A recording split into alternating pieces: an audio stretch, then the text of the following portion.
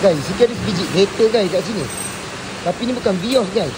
Yaris. Toyota Yaris guys. Sebelum ni dia ada check.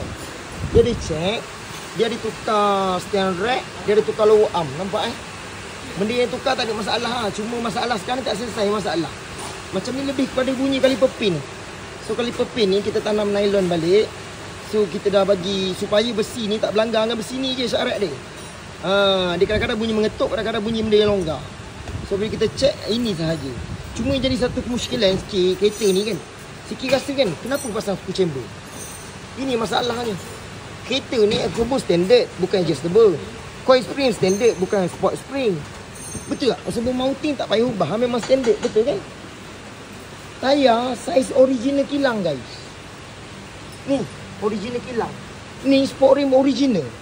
Kenapa pasang screw chamber Kereta tak ada ubah lowered pun. Apa masalah dengan screw chamber ni?